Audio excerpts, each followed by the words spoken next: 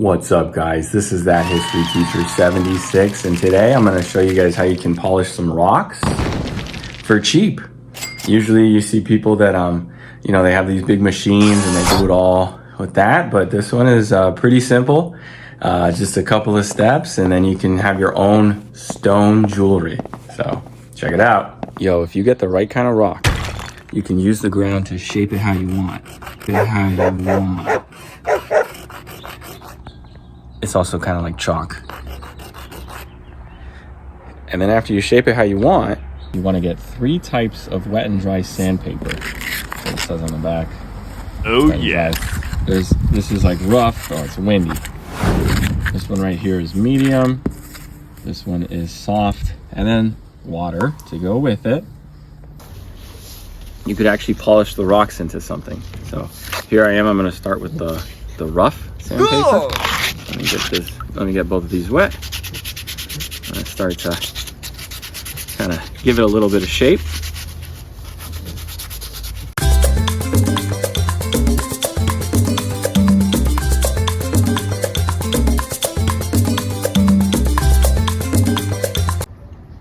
Here's what it looks like after going after it with the rough for a little bit.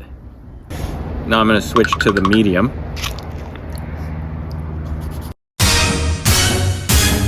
What's tricky is you want to really kind of make it rounded. Well, you can make it however you want, but you can make it rounded to kind of give it a little bit more of that, like,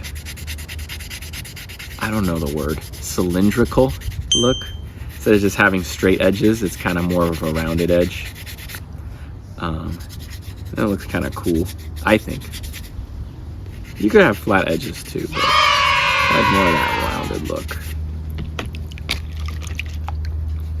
I'm just dipping it in water right here.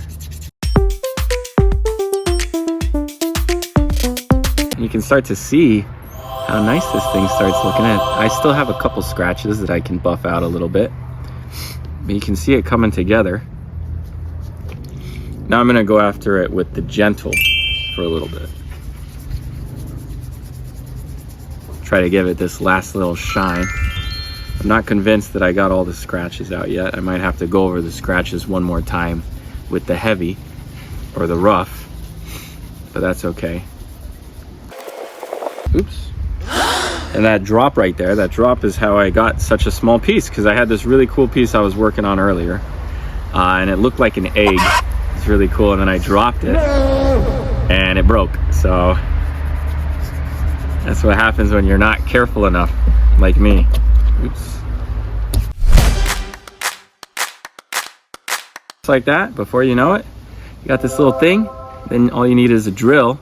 You can drill right through, give it some string, give it some leather, or you could do it the old-fashioned way and get, like agave, something like that.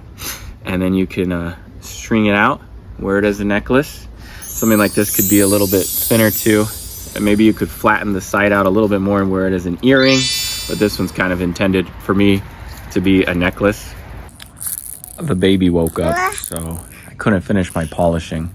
But here's where I got. Let's try and get a good shot of that. So you can see right here. I'm gonna turn this into a little necklace. It needs a little bit more work. Here's a better angle. This one could use a little bit more work. Jasper agrees. It still has some scratches. But I could put some oil on that and clean it up. It'll be a nice little necklace. Here's another one. Still has some work to do. I gotta polish and round the edges a bit. But this one will be a nice little necklace. I'm gonna make it into kind of like a triangle. Man, the baby is fighting. This one right here is basically done. I'm not really gonna turn this into any jewelry. I just think it looks cool the way it is, and I let the kids play with it. That's why it has all these scratches on it. You can see those little, whoa, he's gonna grab it. You can see those little white spots, those are scratches. And this one right here is gonna be real cool once it's done. This one I'm just waiting. I'm waiting to have enough time to really work on it, because obviously with the baby I get woken up, or the baby wakes up and my time gets cut short. But once I get some more time, I'm really gonna, I'm gonna really polish into this one. But you might be thinking, well, who would have stone jewelry, who would make stone jewelry, and basically everyone from ancient civilizations. Most famously, you know, the Sumerians or Mesopotamians, they were probably some of the first to do it. The Egyptians would make bracelets. The Greeks would make things. I mean, the Navajo would do things. The Chumash, which is a more well-known tribe on the West Coast.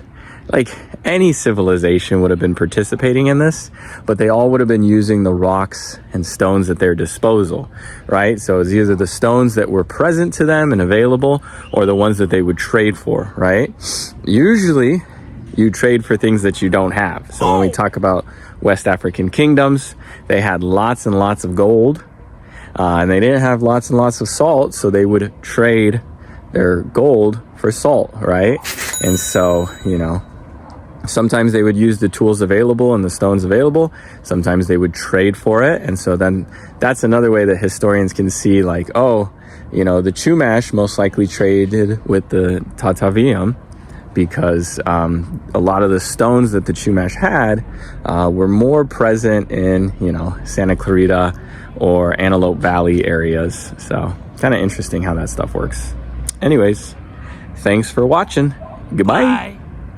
Oh yeah, and one last thing. If you want to see a video of me going to get the stones, make sure you like and subscribe and comment, because there's one that we're going to be making soon where I actually go to find the stones that I use for the stone jewelry. So if you want to see that and see the process of how that works, make sure you follow along. Bye-bye. Goodbye.